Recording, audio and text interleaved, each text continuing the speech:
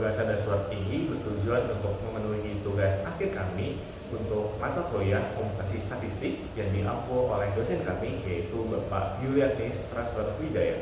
Selamat menyaksikan. Berikut adalah tampilan awal saat pertama kali mengakses dashboard. Pada halaman depan ini akan otomatis diarahkan pada menu beranda, di mana di menu ini pengguna akan disajikan visualisasi data berupa peta sebaran gas emisi metana dari wilayah se-Asia Tenggara, hingga pada bagian bawah ada rata-rata emisi per negara yang disajikan dalam bentuk bar chart maupun pie chart. Jadi pengguna dapat memilih tergantung visualisasi data mana yang lebih ingin digunakan. Jika pada bagian paling bawah ini akan disajikan informasi mengenai mulai dari isu-isu pemanasan global dan juga kesehatan dan gas metana yang menjadi topik yang kami sorot pada pembuatan dashboard ini. Nah, di bagian kiri ini ada sidebar yang berfungsi sebagai filter, karena pengguna dapat memilih rentang tahun untuk dilihat bagaimana persebaran pelepasan emisi gas metana dari masing-masing negara. Misalnya ketika kita memilih rentang tahun 2000 sampai 2022, kita melihat bahwa warna Indonesia menjadi negara dengan warna paling pekat. Itu artinya Indonesia menjadi negara yang memberikan kontribusi pelepasan gas emisi metana ke atmosfer yang paling tinggi di Asia Tenggara. Setelah kita arahkan kursor ke negara Indonesia, maka akan ditampilkan data. Itu Indonesia menyumbangkan emisi gas metana sebesar 34.673 kiloton dalam 1 tahunnya. Ini hitungan secara rata-rata total. Apabila kita ingin melihat bagaimana kan Indonesia menjadi negara di Asia Tenggara yang cukup luas ya. Jadi luas wilayah bisa jadi berpengaruh untuk melihat perbedaan secara relatif. Maka kita membuat menu di sini dibagi berdasarkan area atau divide by area. Jika diklik akan memperoleh hasil yang berbeda. Jika dibagi dengan luas wilayahnya, maka yang tertinggi itu adalah, kita bisa lihat pada menu bawah ini. Nah, tertinggi adalah Filipina di angka 3,73 kali 10 pangkat negatif 2 kiloton per kilometer persegi. Ini artinya Filipina menyumbangkan gas emisi metana ke atmosfer sebesar 37,38 kiloton per kilometernya per tahun. Jadi dalam setahun per kilometer wilayah di Filipina itu menyumbangkan 37 kiloton emisi metana. Selain itu, jika ingin mengetahui di mana letak misalnya di sini negara Brunei, bisa langsung diklik saja pada menu negara ini, maka akan terseleksi di mana letak negara Brunei. Dan misalnya kita ingin seleksi Singapura, maka akan terseleksi di bagian negara Singapura. Ini dia.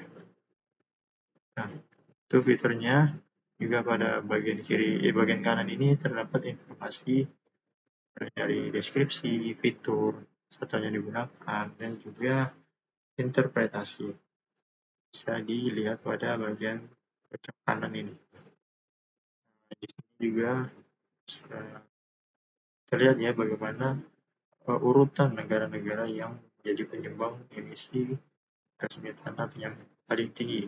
Ada urutan pertama ada Filipina, Singapura, Vietnam, Thailand, dan seterusnya. Indonesia ada di urutan 7. Indonesia ada di urutan ke-7, tapi itu untuk rentang tahun 2000 sampai 2022 yang dibagi berdasarkan area. Kalau secara total tanpa dibagi berdasarkan area, Indonesia menjadi yang tertinggi, di angka yang sangat jauh lebih tinggi, itu 34.000. Nah, selain dari brand ini juga ada menu-menu lainnya yang akan dijelaskan oleh anggota kelompok lainnya. Itu oleh saudara Zidan dan juga saudari Amel. Untuk fitur menu yang kedua itu adalah time series. Nah, di sini kita bisa pilih ke bagian yang time series. Time series metana berdasarkan kategori sumber dan juga negara. Nah, di sini sudah terlihat langsung grafik dari time series itu sendiri. Nah, di bagian ini data yang kami gunakan atau data yang tersedia itu adalah data dari tahun 2000 sampai tahun 2022. Nah, data ini kami olah sehingga menghasilkan rata-rata dari beberapa sumber emisi gas metana yang kita pakai tadi, lalu nanti dibagi dengan total luas wilayah negara tersebut gitu ya. Nah, di sini sudah ada 4 negara yang langsung dipilih gitu ya di menu awal, yaitu ada negara Indonesia, Laos, Indonesia, Malaysia, Singapura, dan juga Thailand gitu ya. Nah, nanti user bisa mencentang gitu ya, negara yang mereka ingin ketahui itu. Misalkan kita ingin mengetahui negara Brunei Darussalam, maka tinggal kita centang aja bagian Brunei Darussalamnya. Nah, nantinya akan muncul grafik time series baru gitu ya, itu yang untuk Brunei Darussalam. Nah, nanti di bawah dari tahun ini, di bagian X ini, X aksisnya ini, itu ada legenda gitu ya, yang menunjukkan indikator dari negara tersebut. Di sini warna merah menunjukkan warna Brunei Darussalam, hijau menunjukkan warna Indonesia, dan seterusnya. Nah, di bagian bawah sini, itu di bagian moving average, kita bisa memilih fitur moving average ini. Di sini defaultnya itu adalah non. Jadi kalau misalkan kita lihat di sini ada non, ada 3 tahun, dan juga ada 5 tahun. Nah, apa sih gunanya dari moving average ini? Nah, guna dari moving average ini adalah memudahkan user ataupun pengguna gitu ya, untuk melihat tren yang tercipta dari time series ini. Nah, kalau kita lihat, kalau misalkan kita lihat moving average 3 tahun, nah maka di sini kita bisa lihat tren dari setiap negaranya seperti ini. Lalu berikutnya, kalau misalkan yang 5 tahun, nah seperti ini.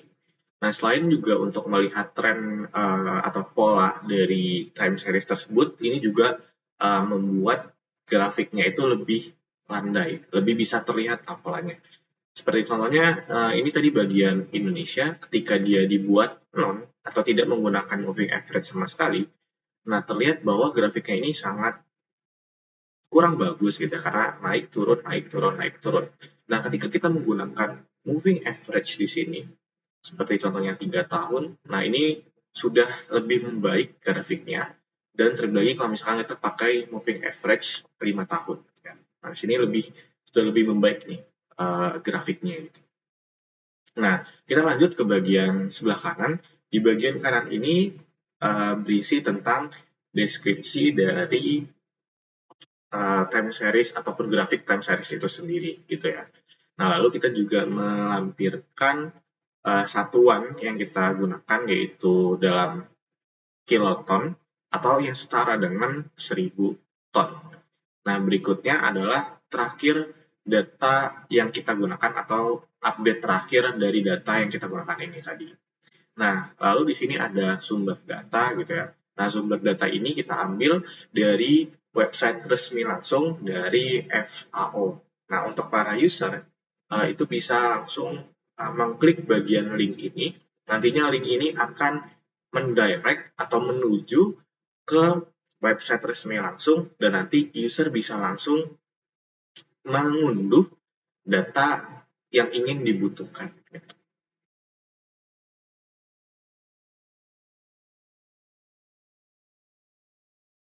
Nah, tab yang selanjutnya yaitu tab menu.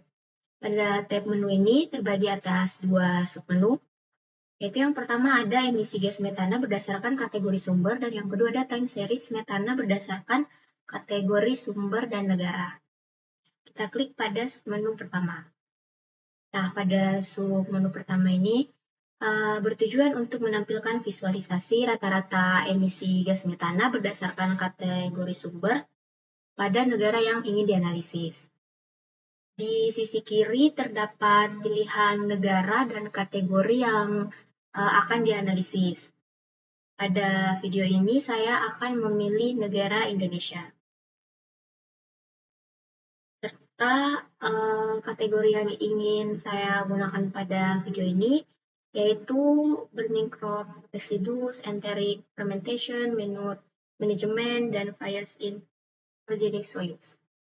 Nah, di sebelah kanannya ini akan otomatis menampilkan grafik yang menunjukkan rata-rata emisi gas metana berdasarkan kategori pada negara yang dipilih dalam satuan kiloton. Nah, di sebelah kanan terdapat informasi tambahan seperti deskripsi, satuan, terakhir data diperbarui kapan, serta sumber resmi data.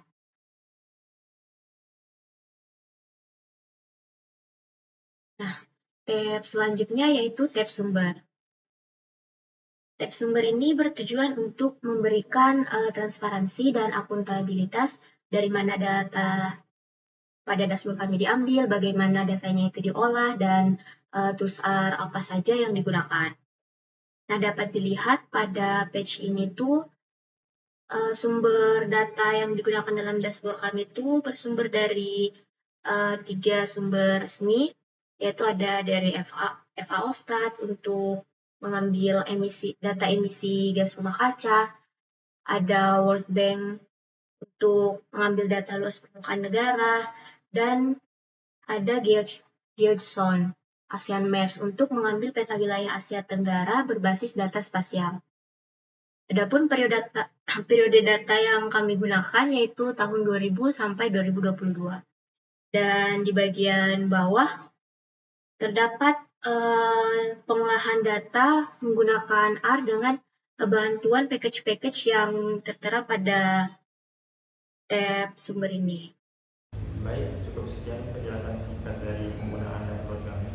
Mohon maaf atas kekurangan dalam penyampaian maupun kelengkapan fitur di dalam dashboard kami. Semoga dashboard ini dapat bermanfaat. Terima kasih.